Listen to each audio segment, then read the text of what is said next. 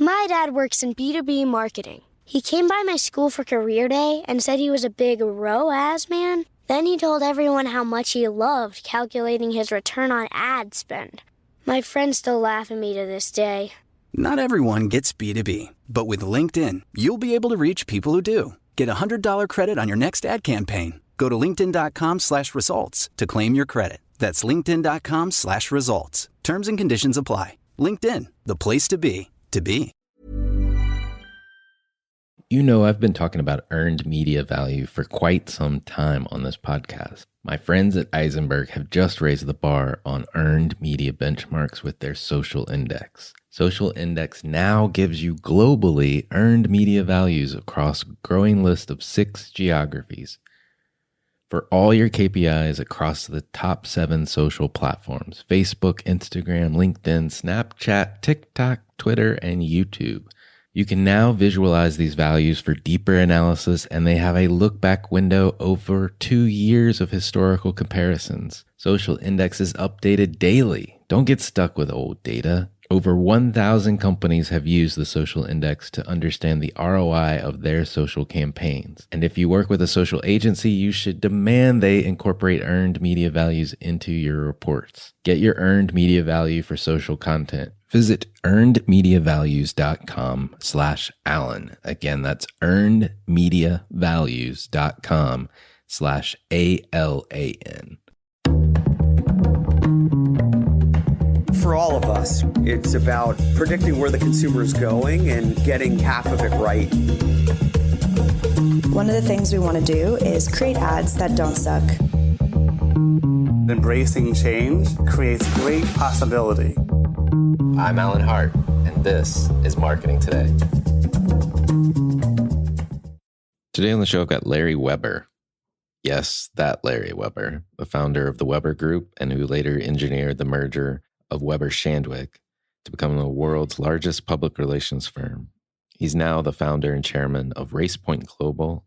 And on the show today, we talk about his latest book, A New Age of Reason, Harnessing the Power of Tech for Good. Larry's had a storied career over 45 years. He's also been the co-founder of the Massachusetts Innovation and Technology Exchange. And he's had clients from AT&T to Boston Scientific to John Deere, General Electric, General Motors, Panasonic, and Verizon, to name a few. On the show today, we talk about the intersection of technology and humanity and the complementary forces that those two things create. What does it mean to have tech for good? What does it look like? And has marketing disappeared today? That and much more with Larry Weber.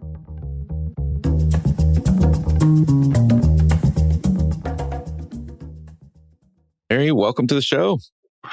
So good to be here. Yeah, I'm with somebody with all of the experience that you have. I'm really looking forward to this conversation.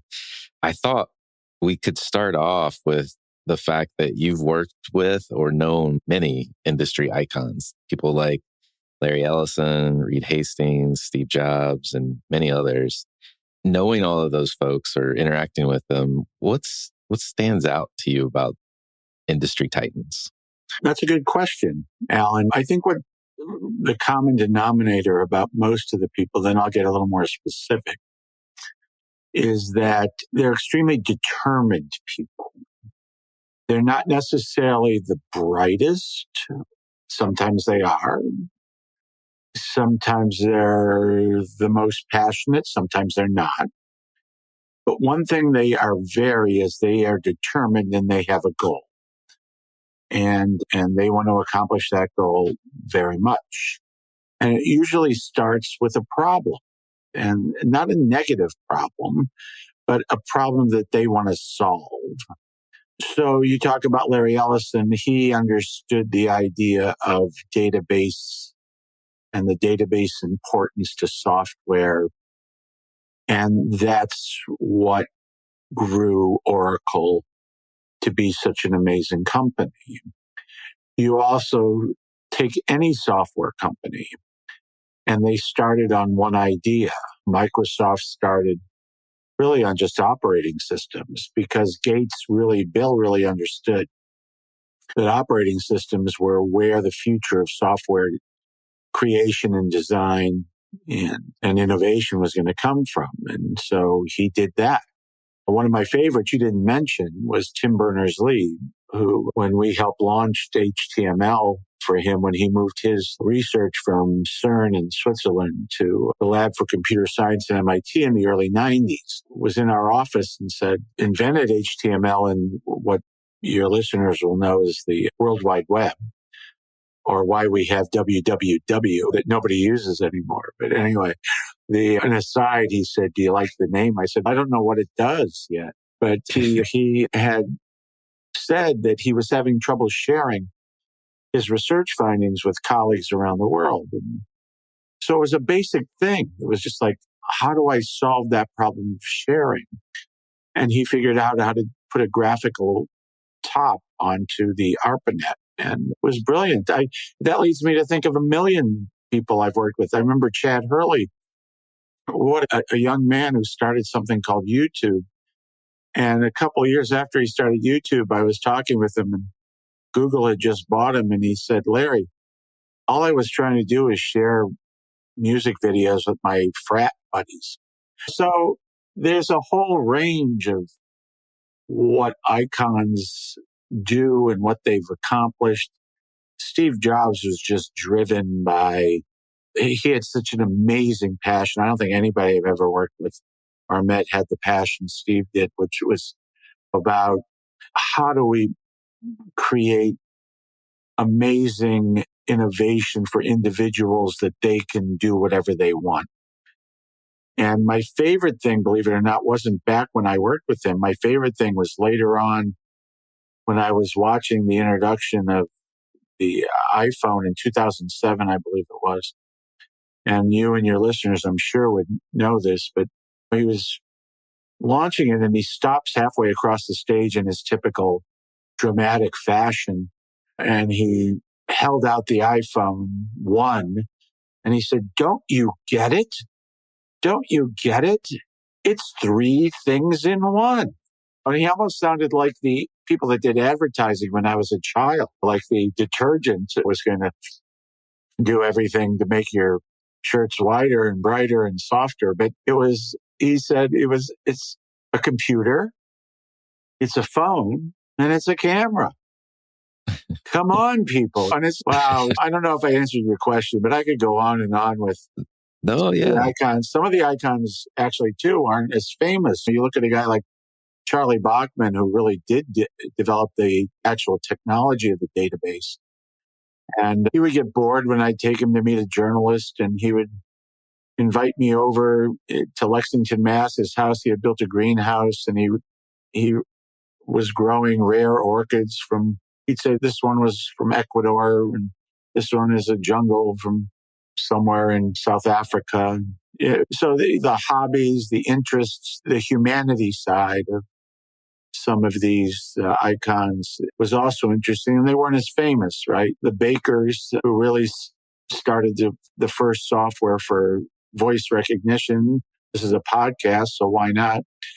And it took years to perfect that. It's really still not even perfected, but a lot of that code from the 80s went to Nuance when they bought it. And then Microsoft bought Nuance a year or two ago. And that's what's in Siri and Alexa. And you go, wow, these two nerd professors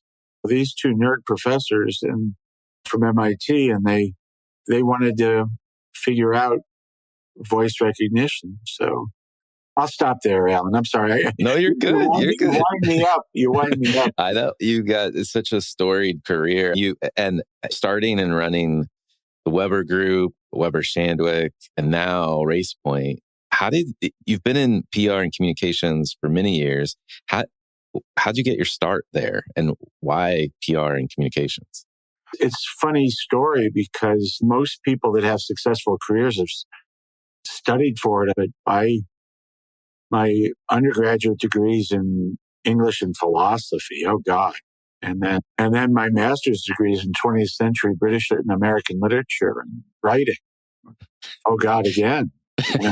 And I'm like, wow, what do I do? And both my parents were teachers. And so I just, after graduate school, I took a job. I had two choices. I had a prep school in Pennsylvania and a prep school in New Jersey. And one offered $5,000 and room and board in the boys' dorm. And the other offered $6,000 in room and board in the boys' dorm. So I accepted the Pennsylvania school. It was called Mercersburg Academy. And I taught English for 2 years, and it was wonderful. And the second summer, you had summers off as a teacher. And a guy that was a family friend that was running a Fortune 500 company in Cleveland, Ohio, where I grew up, said, "Hey, I heard you're a good writer. Would you write a brochure for me?"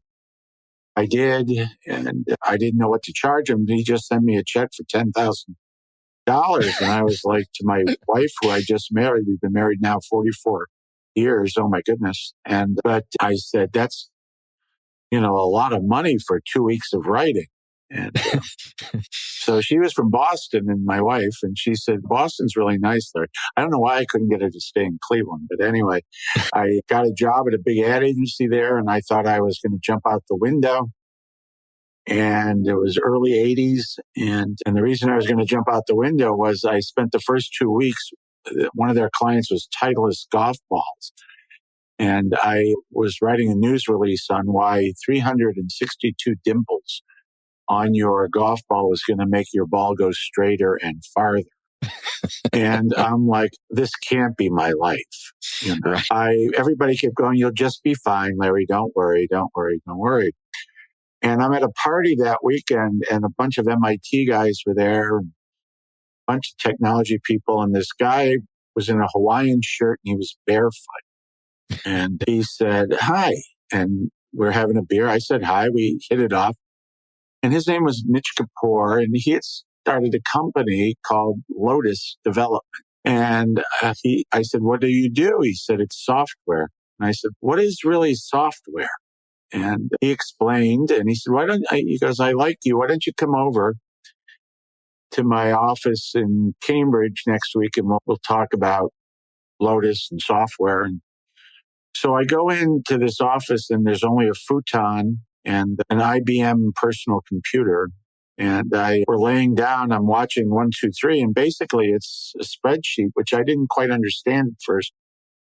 But then I understood, because my grandfather was an accountant, and he used to come home angry sometimes. And why did he come home angry? Because somebody would make a mistake on the general ledger, and you'd have to go back and erase it. Believe me, listeners, it's true. You'd have to erase the mistake and re-put in the numbers. And Mitchell said, "You got it. Software just makes that go away." And so I got so excited about technology, and one thing led to another, and I opened my own company, and word got around. I represented Lotus. We represented IBM, the first PC. Then it moved on to SAP and SAS Institute and HTML and AOL and LinkedIn and on. I'm missing loads of them. So it was all serendipitous. I wish I could say I planned for it all, but I think the skill of storytelling and the skill of trying to make things less complex was very important. And the first engineers of the 50s and the 60s really believed that they didn't need marketing. They believed that their inventions were so good that the customers would just flock there. And I kept going, it's just too complex a story. Nobody knows what you do, what problems you solve. We have to make it simpler. We have to tell a story to the media and to the customers that makes sense. So I hope that serendipity came through, but that's what happened. I never picked PR. I never picked marketing, but somehow it's been good to me. What can I say? Yeah, no, I love it. I love it. And you've got a sense of curiosity that followed you through those early moments too. And it sounds like you still have it. One of the things we want to talk about is your latest book, which is entitled A New Age of Reason, Harnessing the Power of Tech for Good. It's your latest book. You've written many. Why this book, and why is now the right time to release it? Wow. It's hard for me to talk about it right now because I think it's such an important book, and I hope people will pick it up and share it and listen to it and argue with it if they want, debate what it is. I'm a technology optimist, just if I didn't come across that way. But I've written 7 books now, and I'd say half of them nobody read, but the other half were pretty good. My biggest bestseller still was 2006-07, Marketing to the Social Web, which I think wasn't a great book, but it sold because nobody had addressed business and social media. But I enjoy writing, and I decided I didn't want to write a completely new marketing book because what I had noticed over my career and why the new age of reason came up was that technology wasn't just miracles. It wasn't just quick inventions. That technology innovation came over time, came over decades. It came even almost a century for some things. And I'm like, geez. And then another thing happened, and I was looking at the headlines in newspapers and online where AI is going to take people's jobs and we have to control technology. And I'm like, gosh, AI's been around over 70 years. And you know what? It's doing a lot of really great things. I was thinking of my friend Catherine Moore, who started Da Vinci Systems, which was the first robotic surgery when it's helping people see in Africa and when helping with different surgeries where there's no surgeons in third world countries. And I'm like, wow, there's so much good about technology. And I thought of the first age of reason, which a lot of people might remember if they remember their history, where a lot of scientists got together and said, wait a minute, we've got to stop this clamoring of we have to be afraid of technology and that's evil and it's wrong. And they prevailed by inventing things like vaccines, and which, believe it or not, are still controversial, which I can't post. And I'm like, you know what? I'm going to write a book about why I think technology is becoming more horizontal in nature. By that, it's not just the tech category like semiconductors, software, and computers, blah, blah, blah. But it's become agriculture and technology. It's become climate and technology. It's become healthcare and technology. It's become education and technology. It's become consulting and technology. You name it. And I said, I'm going to bring out some really great stories there in the first part of the book. And I start with something I think people were a little freaked out about. They're going, you start with John Deere? And I go, yeah. You know why I start with John Deere? First of all, everybody has to eat, right? And food's important, and the earth's important, sustainability is important. And here's a company that has turned itself into a technology, bought a $400 million AI company, does everything about sustainability and creating better yields for farmers so that 2 billion more people can eat in 2050 or whenever they say we're going to have that many people. And I'm like, that's what good technology can do. That's the story I want to tell. And we repeat that through numbers of categories. I was interested, by the way, Alan, that climate, I thought I would find who was going to be the Amazon of climate. And I didn't find that. It was lots of small companies, which were all admirable, by the way. We're going to take plastic out of the ocean. We're going to make sure New York and Boston don't disappear in the rising sea levels, blah, blah, blah. But so hopefully my friend David Kirkpatrick that wrote the foreword, he was a famous Fortune journalist for years and founded Brainstorm and Techonomy. He thinks companies like Microsoft will become the Amazon of climate because software will ultimately become commoditized and their use of technology and science to help the planet will actually make them a bigger company in that category. So it's an interesting time. And that's why this whole book about, and I put that idea of timing, an age of reason, optimism. I move into deep technologies. I talk about AI and why it's practical, why it makes sense, why you do need guardrails. Yeah, fine. Okay. But let's move on. I talk about quantum computing, which I think will be a year from now. Mark my word, Alan, I'll be on your podcast next year. If this happens, which is quantum will become the AI darling of 2025. And that's physics-based computing, which is interesting, versus mathematical-based computing, which we have now. So I think, and the problems it can solve are leaps and bounds. But I was impressed with what IBM is doing in quantum, and they're in the book. And then we talk about CRISPR, obviously all the other technologies affecting healthcare and climate and that. And then I end the book with my thoughts on how companies should really behave, that there should be such a thing as a moral corporation. There should be such a thing as chief ethics officers. There should be such things as guardrails for the use of technology in the future, but also that there's a chief innovation officer that's always looking for the application of new technologies for the betterment of human beings. Not saying you shouldn't make money. I'm all into money. So yes, but how do you use this to solve problems?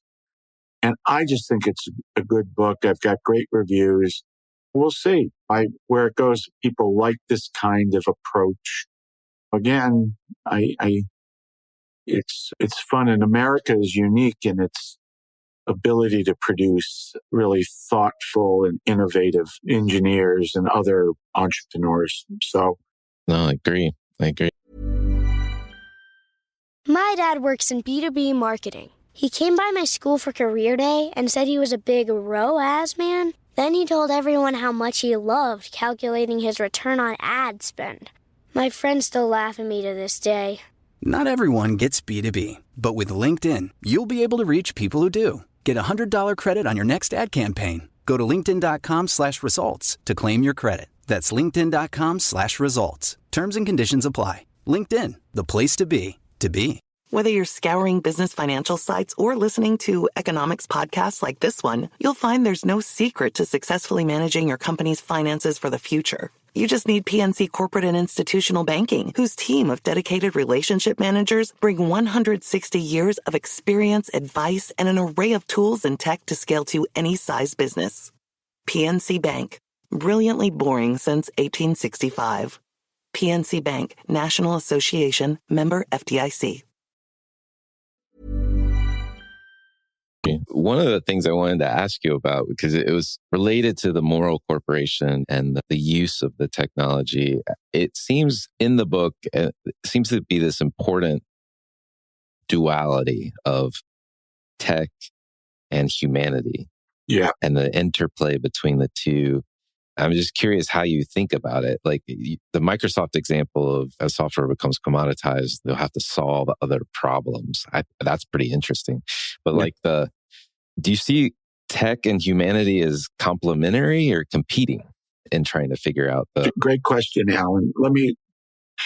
And it's also, how soon I forget, one of the big parts of the book is about what I call the 7 waves of computing.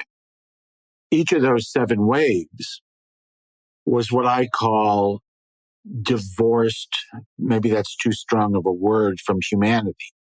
So you had mainframe, platform, you had mini computers, a platform, you had personal computers, a platform, you had HTML, a platform, you had search, a platform, you had social media, a platform. And all of a sudden, what has been happening the last few years is you can't take humanity and technology apart anymore. So whether you think and that's where Facebook or Meta got into problems, where they said, here's our platform, not my responsibility what you do with it. Too bad. It is your responsibility. And you've got to understand how humanity is completely locked in now to computing in every category that I had mentioned earlier, from agriculture to education and in between. And that we have to understand that it has to be complementary. It can't be competitive.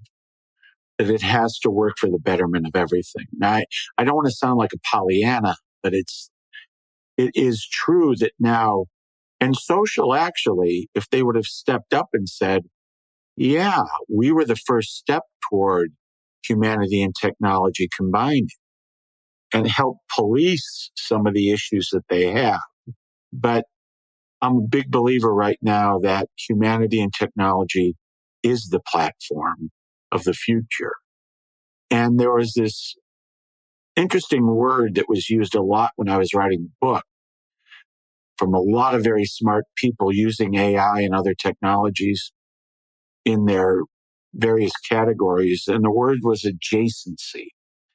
And I had never used that word much, right? You don't go to a cocktail party and start talking about adjacency. And I'm like, wow, what do you guys mean by adjacency? And they were like, you can't let technology run itself. You got to have the surgeon next to that robotic surgeon. You have to have that farmer next to the AI-driven weeder. You have to have adjacency. And that to me means complementary. That to me means humanity and technology needs to work so much harder together. And it'll be so much easier to solve. You name it. So I hope that answers your question. It does. Yeah. Yeah, it does. It does. What another notion you've talked about, and even in this conversation, is I think this notion of tech for good. What does that look like as you think about it? When I think about tech for good, I think about two sides of it. I think about what we were just talking about, like trying to solve some of humanity's problems or issues, or they can be very basic too. But I also think about things like, here's an example actually, it wasn't even in this book. It was in my last book called Authentic Marketing, where I was looking at companies like Amazon, and Jeff he had, like a lot of us, he has ADHD, but he still made billions of dollars. But he was very interested in lots of things like space, as everybody knows. But people are forgetting that there was a lower space he was interested in called drones and drone technology. And so tech for good, I go, hey, why wouldn't Amazon, if you have the coolest drone army in the world and you have the advanced drone technology and all those fires are starting in California, this is just an example, Alan, but why wouldn't you deploy part of your drone army to help take supplies in to those places in California where the forests were burning and maybe help put out those fires? And I could go down the list. Google and disinformation. Google, it turns out when I was writing this last book, almost every person I respected in the technology spectrum, I said, who's the most powerful company, not from a size or money point of view, but from who holds all the innovation and technology cards. And guess whose name came up the most? Google. So what I say in this new book is I say, Larry and Sergey, why would you take on the disinformation issue so that people can feel more comfortable about what they're seeing online, searching online? They have that power. And you see them doing a little bit like YouTube, which they own, obviously. You see a little bit with this was AI designed or driven. So there should be more of that. But that's what I mean about the second part of Tech for Good, which is take the power that you have, the innovation that you've worked on, and apply it to some very important daily issues, from California fires to disinformation in elections. That's a pretty big spectrum, Alan. No, it is. It is. Plenty to solve. It's a little self-serving since this is a marketing podcast, but yeah. One chapter in particular caught my eye, which was entitled, Has Marketing Disappeared? What do you mean by disappeared? So this is what I'm trying to tell my marketing friends. It was interesting. I was talking with Philippe Krakowski. He runs IPG and Republic, which owns lots of different marketing agencies like Omnicom. They compete with Omnicom, Publicis, those kinds of WP. But what I mean, marketing really doesn't disappear. So I was using that more as hyperbole. But if you follow my premise of technology and humanity working together for good, that marketing's job actually becomes very clear and very simple, so that the concept of marketing might disappear, because what you need to just concentrate on as a marketer is just pull away the curtains and tell your story as a company that's doing good, a company that's full of purpose, a company that wants to make money for its shareholders, but it also wants to solve problems. And tell that story on LinkedIn. Tell that story on Instagram. Tell that story in speeches at CES, whatever, where you are. And tell that story in customer experience. Tell that story in digital marketing. Whatever you think marketing is, tell that story. Then that's going to be so powerful to your customer base that they're going to connect to you and stay with you and support you for a very long time, because you're open, you're honest, you're direct, you're telling a story and building a narrative on innovation, technology, and morality. That is what marketing should achieve. Wow, that sounded too important. I'm sorry. No, it is important. And to all the earlier conversation about the decisions that need to be made, or the technology and how it can be unlocked to solve bigger issues for humanity. If you happen to be a marketer working on those products, it is about storytelling. It is about getting that word out. And it does, to your point, it does become a very simple but hard job to do. Yes. And that's the point, right? When I studied way back when I was a child, I think, in college, you study Eastern literature, Taoism and Zen. I don't know if anybody does that anymore. It's the hard things that if you make it simple, it's great, but it's still really hard. But you're doing it right. You're not getting confused and telling different stories and forgetting what your assets are and what your strengths are and all that. And I'm not talking about marketing to launch sour cream Pringles. And it takes some of the gimmicks away, right? Maybe I don't want to pick on Pringles, but the slapping new on the container versus this actually solves a real problem. Yeah. And by the way, I like Pringles, so no worries. Yeah. I do too. I mean, chips in a can. I mean, how can you not? That was talk about innovation. I know. Exactly. They're not getting crushed in there, which is good. You've been in this marketing and communications industry for a long time, and I'm curious to get your take on the future of things like earned, owned, and paid media. Yeah. Like, where do you think that's going to go? I might be the wrong guy to ask, Alan, because I predicted paid media would have suffered long ago. And where it seems to be going is obviously into live events. So even though I can't believe, I was talking to some ad guys in New York the other day, I said, I still can't believe you guys are doing the split screen, like on, I don't know, I was watching one of the golf channels or the PGA thing, and they're showing what's his name, the most famous, Scotty Scheffler.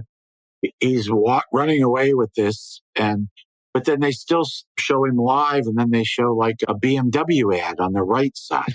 And I'm like, what are you doing? The guy said, and women, they said, Larry, we still had captured the audience, and they're watching. They get both, right? And I'm like, oh, geez. Paid media, I don't know. I think, obviously, music, sports, events, yeah. I think the subscription business is marketing, Netflix, Apple, whatever is, to me, that's a type of paid media. But people have to remember that's been around for a long time too. That's PBS's model, right? It's so paid media. Yes. If you have money, that's going to be around in some form. Subscription, live, I think traditional television, radio, that's probably not where it's going to be. Earned, let me do owned, because earned is my baby. So owned, hey, that should be bigger, not less. So I can't believe companies aren't more aggressive about organizing their own media on LinkedIn, their own media on changing their websites, their own media on social. So they can control that. And that's what companies like to do, right? They're control freaks. So why not control your content and put it out there and control it to your customers for their experience?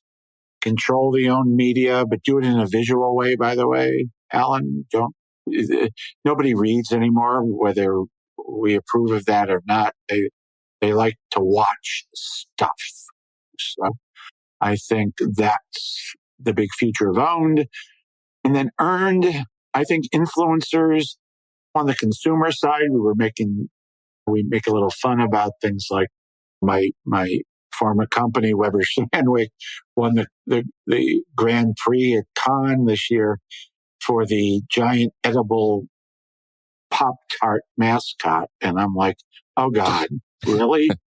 But hey, that's okay. So earned media can work there, but it also can deeply tell a story that is accepted in everything from TechCrunch, if you're a techie, to LinkedIn, to New York Times, which I believe is leading the way on the future of journalism when you see increasingly the journalist on video and how you reach them through earned media.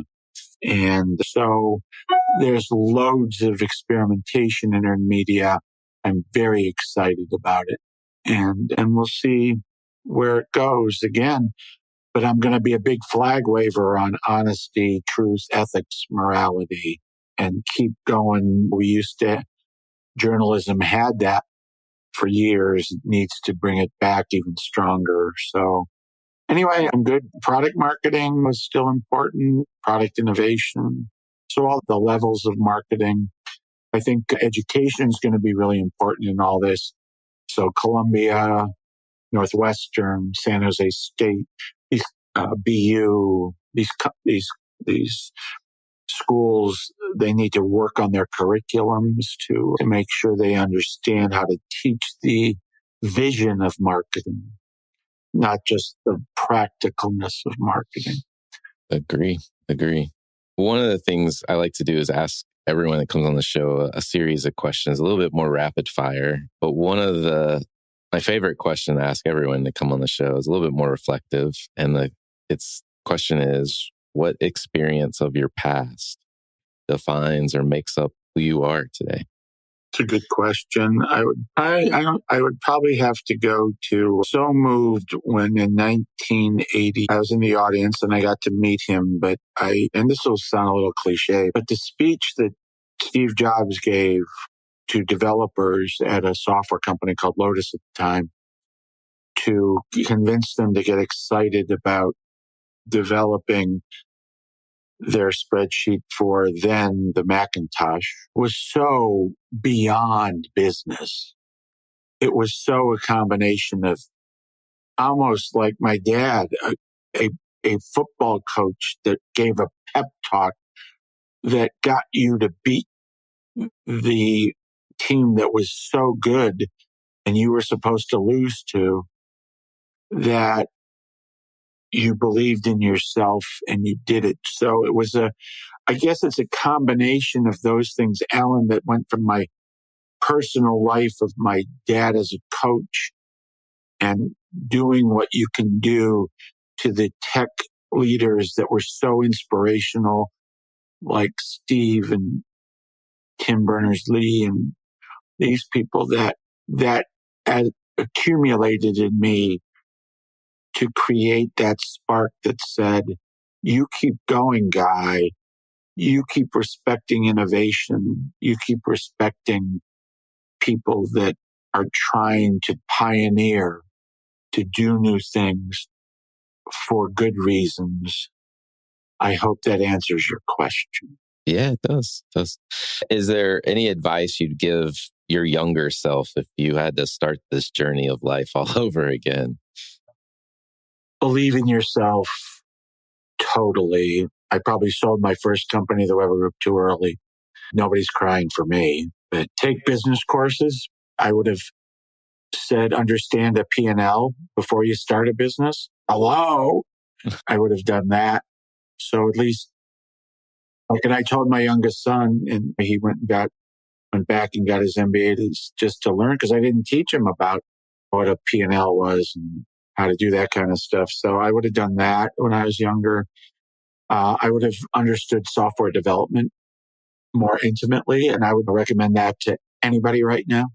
You still have to, even if you don't ever develop software, understand what goes into software as it eats the world, according to Mark Andreessen.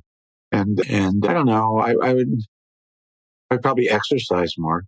I would take that advice as well. But I should just shut up and take that advice. Is there any topic you're trying to learn more about right now, or you think marketers need to be learning more about? I think marketers should be really learning about the depth of the software and where it's going. Does Adobe really have the answers? And I think they have some of them. Does Salesforce or Pega really have the answers? I think they have some. I think they need to go diving deeply into the software world. I think consultants need to look at, how do we sell our knowledge by the drink? By that, less about the $30-40 million programs. And how do we get into real-time marketing advice, whether you're whoever you are? And I don't know what the other things that intrigue me right now, I think, is, again, how far will we go on AI and content creation? How far will we go on AI and predictive outcomes? So measuring things, I think that's got my interest. Creativity always has my interest, because I think it can be powerful if it's done right. I don't know. That's plenty. That's plenty. I have one last question for you, and then we'll close it out. But what do you feel like is the largest opportunity or threat facing marketers today? The largest opportunity is embracing technology and controlling it for the benefit of customer connection, customer experience, storytelling, narratives, etc.